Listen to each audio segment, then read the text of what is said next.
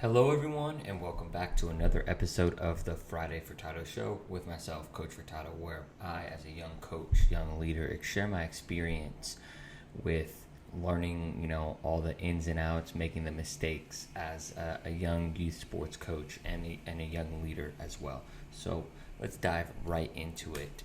Today, I'm going to talk about leading with intentionality, and I want to start with my definition of intentionality, and I believe it's this: just being mindful of the energy you bring to a certain task and knowing its purpose. So I think knowing its purpose is a big one, because a lot of times we go through life going through the motions, right? You go from point A to point B. So let's say for me, I can share.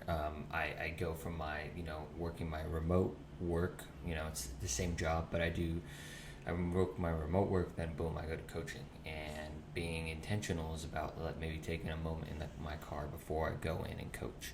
But not being intentional, which is what I do a lot of times and something I'm trying to work on and get better at, is just exiting the car, going and coaching and not really knowing why or not checking in myself. And I'm going to go in and explain that it doesn't have to be a big, whole long ordeal about being intentional, right? It can be very simple. So I'm going to give an example, a little bit of story time of how I utilized this the other day when I was coaching. And so I chose the word communication, that I wanted to introduce that to the kids. So at Royal Basketball School, we want to have better athletes, but also better people, right? So part of our curriculum and what we want to teach the kids is not just basketball or athletic related. We also want to teach them life lessons, life skills, because that's one of the beauties of sports. It's able to kind of teach those life lessons across the board. So with that, I wanted to introduce the idea of communication. So with communication, what does that mean? How did I do that? So I wanted to design a practice plan specifically around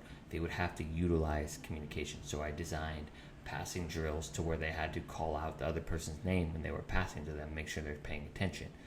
With the older ones, I worked on defense, where it's, for those of you that don't know, it's essentially help defense, and you have to let your other player know, hey, I got your help, hey, I'm right here, and you have to be able to communicate that. Then I also made sure that they were doing that. There had to be some sort of accountability. What's going to happen if they don't? And I want to make sure, like me as a leader, I want to make sure I praise the people that are following that communication. Like, oh, look at that. And then towards the end, you ask them, what did you think? Why do you think communication is important? Like, I could tell them, right? But if I tell them, their eyes, they're spacing out, right? And a lot of coaches, a lot of leaders just talk directly. They talk in monologues, and it just doesn't work, right? It doesn't work. And that's because I know I'm working with kids. I'm not working with adults who I know have, they have a short attention span as well, but they can at least give respect, right? And sometimes, so I'm being intentional with how I engage that group of kids. So number one, I know they are not going to become expert communicators. That's still something I'm working on as adults. I listened to a podcast the other day about how I can become better, right? I know that my intention with talking about communication with kids is not for them to become masters. It is to introduce the idea to them. I'm sure they've heard the idea of it before, right? But it's to reintroduce the idea. You're still planting seeds mostly at that age, even all the way up to 14, right? They may be a little bit more advanced than some of the other kids we're working with, but they're still very young in their developmental psychology of their beings, okay? So that's a little bit of the story time. So let's jump into the action piece about it. So I got 3 pieces of action. Number 1 is just one word. Before you enter the gym, before you enter a meeting, before you enter going home, right? Because this also applies for your home life, your personal life, hanging out with family, hanging out with your significant other, hanging out with your friends, and you want to just be present. Because I think being intentional is being present in the moment with the energy you want to bring.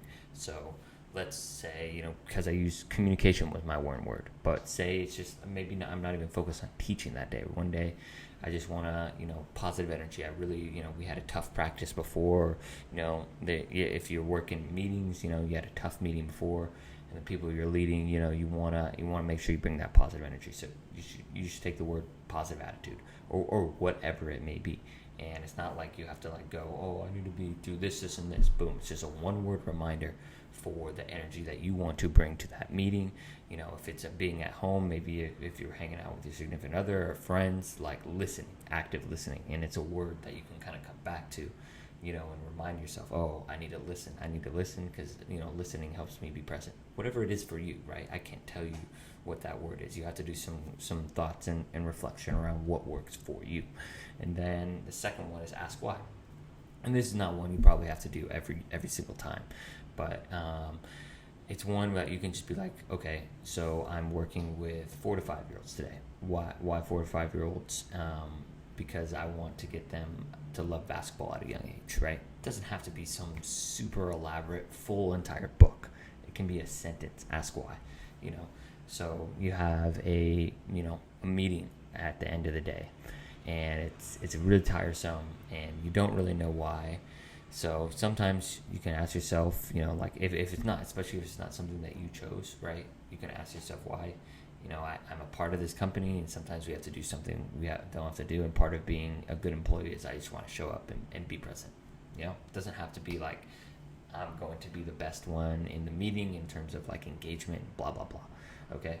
And then also asking why is in terms of significant other, importance of a date, just it's investing in the relationship, it's investing in longevity, and it's really wanting to connect and bond, right? Maybe y'all have been working a lot together, or away from each other, and thinking about friends too. I just want to be present. I just want to enjoy good company. Yeah, it doesn't have to be super elaborate, but knowing why is very helpful. And then the last one is outcome. It kind of ties into the why, because I believe, especially for even, some of the personalized stuff, there may not be a certain outcome. More so it's just more joyful, or I feel more connected. That's kind of the outcome that you would hope to be, after a date or hanging out with friends. But with work, or, I'm thinking about specifically for kids, what are the outcomes? If I'm going to teach communication, are they going to know the definition of communication? Are they going to know what it looks like in basketball, right? The more specific we can get, the better. That's something I'm realizing now, talking about in this podcast, and I'm reflecting on my practice, is I didn't really teach them what the definition was and how it shows up in basketball. And there's got to be layers, and that's where you can't over communicate. That's why I pick one word, not 45 words, right? One word, super simple. So being very outcome conscious, but not letting the outcome derail you from being in the process in the moment, because maybe you want to be more joyful, but you talk to your friends or significant other or your team about something that's been bothering them, and it derails and may not be the most joyful conversation, but it may be in the long term, right? So just being intentional about it, right? And being intentional isn't being rigid, right? You want to be like a bamboo tree. You want to be able to flow with the wind and kind of go. So that's it. Action plan is one word, is ask why, is outcome. And you don't have to do all three. Whatever it is, just do one. And one word, a lot of times, is just super easy. You can remind yourself why you're trying to be intentional before you go into a certain meeting, into a certain group of people, into a certain part of at home. So thank you for listening to this episode of the Friday Furtado Show. I am actually looking, again, to change the name. I'm going to look to change it to something that's more like an overall general reflective experience for coaches, for young leaders, that's less, Furtado-centric, Furtado-focused. I do share my reflections on this, and I really do enjoy making this content on Fridays and sharing my experience, but I want to try and make it a little more inclusive for all coaches and leaders. So with that being said, I appreciate y'all for listening to this. Make sure to like, comment, subscribe, whether you're on YouTube, Apple Podcasts, or Spotify, and share it with a friend. That's how we help young leaders, young coaches become better, more intentional leaders and more impactful. So without further ado, I hope y'all have a wonderful weekend. I really appreciate y'all, and I will be in your eyes and ears next week. Please connect and reach out to me if you would like to have a further conversation. Cheers, y'all.